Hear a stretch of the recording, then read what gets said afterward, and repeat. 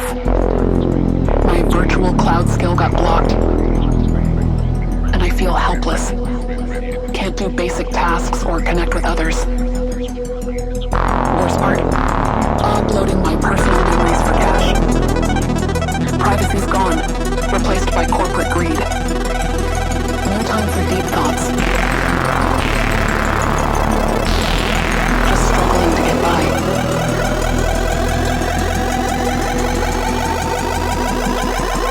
Tomorrow, I hope for a better reality.